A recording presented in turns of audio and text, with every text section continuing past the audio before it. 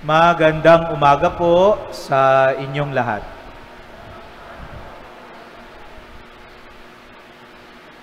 Matagal-tagal na rin po na naikukwento ko yung aking pong vocation story.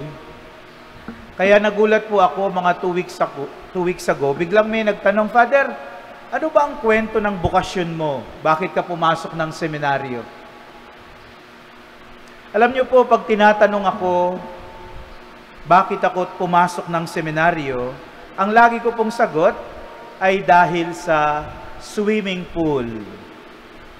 Totoo naman, kasi po nung 13 years old ako, nung dinala kami sa seminaryo, pinakita po sa amin yung classroom, pinakita sa amin yung library, yung study hall, of course yung chapel, yung basketball court, at sa bandang huli, yung swimming pool, dyan po sa Guadalupe, sa Makati.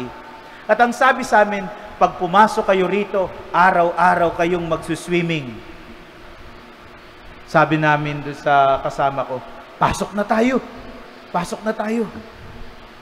Kaya po, tatlo kaming magkakaklase, kami po ay nag-exam, pumasa naman, nakapasok. At totoo nga po, araw-araw kaming nagsuswimming kasi yun ang aming sports. Unang taon, excited kami. Nung second year, sawang-sawa na kami, ayaw na namin. Tapos pag tinatanong po ako, bakit ka nagstay sa seminaryo?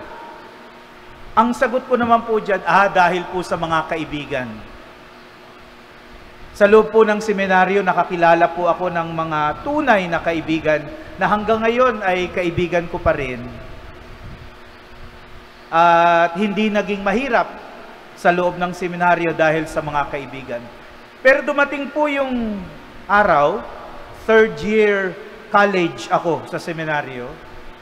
At ito po ay sa ibang department na. So, wala na pong swimming pool. At unti-unti na pong naglabasan yung mga kaibigan ko. Sabi nila, hindi ako sa pagpapari, sabi nila. May nag-UST, may nag-PWU, may nag-UP. At sa mga kaibigan, ako na lang po ang natira. At for the first time, I had to ask myself, Hoy, ikaw Dennis, lalabas ka din ba? Wala ka ng mga kaibigan. And for the first time, I heard the call. So for the first time, naramdaman ko sa kalooban ko na mukhang ito ang tawag ng Diyos para sa akin. I felt in my heart that God wants me to be a priest.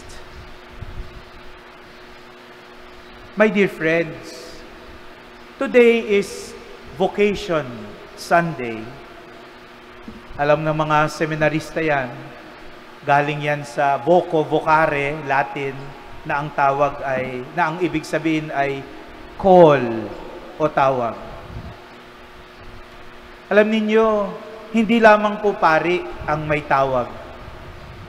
Hindi lamang po madre ang may tawag. Hindi lang po mga seminarista ang may tawag. Lahat po tayo ay may tawag, may calling. At sana po narinig na natin ang ating calling galing sa Diyos. Kung hindi man, sana po ay marinig nating malinaw ano ang misyon ng Diyos para sa atin. Dahil mukhang dito po yata nakasalalay ang tunay na kagalakan at kasiyahan sa ating buhay bilang mga anak ng Diyos. Ngayon din po ay linggo ng mabuting pastol. At ang biyaya po ng mabuting pastol ay ang pag-akay sa kanyang mga tupa. Tayo ay inaakay ni Jesus sa mabuting pastol. Ang tanong po tayo po ba'y nagpapaakay sa Kanya? Where does the Lord lead us? Saan nga ba tayo inaakay ng Panginoon? At sigurado po ako, kung saan man tayo akayin ng Panginoon, ito po ang misyon natin. Ito po ang calling natin galing sa Diyos. Sa Ebanghelyo po ngayon, sabi ni Jesus, nakikilala ko ang aking mga tupa at ako na may nakikilala nila. At ito po ang dahilan kung bakit mapagkakatiwalaan ang calling at pag-akay ni Jesus dahil kilala niya tayo. May nagsasabi pa ngang mas kilala tayo ng Diyos kaysa sa pagkakilala natin sa sarili natin. God knows us more than we know ourselves. God knows us. Kahit po yung pinakatatago nating kahiya-hiya sa ating buhay, alam yan ng Diyos. Pero ang tanong, kilala ba natin si Jesus? Kapag tinawag ba tayo ni Jesus, makikilala natin na ang tinig na yan ay kay Jesus. Kapag naramdaman natin sa puso natin na ito ang dapat na desisyon, makikilala ba natin na yan ay mula kay Jesus? Do we know Him? The Good Shepherd knows us. But as His sheep, do we know our shepherd? At sa Bible daw po, pag sinabing know, pag sinabing kilala, hindi lang daw po yan sa isip. To know God is not only to know something. To know God is to know Him with the heart. Puso. Kaya to know sa Bible daw po ay to love. Pag sinabing kakilala, ibig sabihin, mahal. Iniibig. At kapag iniibig, pinapakinggan. At kapag pinapakinggan, sinusunod. To know God is to love Him. To love Him is to listen to Him. To listen to Him is to follow Him. Noong pong nakaraang linggo ay medyo naakay po tayo ng Diyos sa katedral ng Fukuoka, Japan, noong Sunday. At tayo po ay nakapag-concelebrate sa kanilang English Mass. Kaya nakatutuwa po yung mga in charge sa English Mass na iyon, mga Pilipino na matagal na sa Japan. No? Sila Ate Ana, Ate Grace, Ate Christy, Ate Pat, at marami pang iba. Nakatutuwa pong makinig sa kanilang istorya. At doon po sa misa na yun, nakilala ko si Father Michael, Amerikano, misyonero, Agustinian. 51 years na siyang misyonero sa Japan.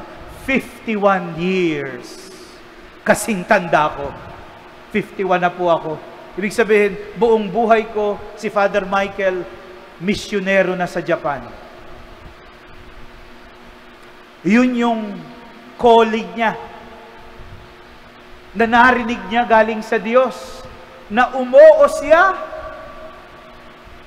at isinakripisyo ang lahat para sa oo, sa tawag mula sa Panginoon. He sacrificed everything. He gave all His life for the vocation that God has given Him. At sabi nga, siguro, ikamamatay niya na ang pag-oo sa tawag na ito. Kilala tayo ng mabuting pastol. Kilala ba natin siya? Ano nga ba ang calling mo galing sa Kanya? Ano ang bukasyon? Bukasyon mo galing sa Diyos. Ano ang misyon mula sa Panginoon? Nakikilala ba natin ang Kanyang tinig? Handa ba tayong umoo sa Kanya? Amen.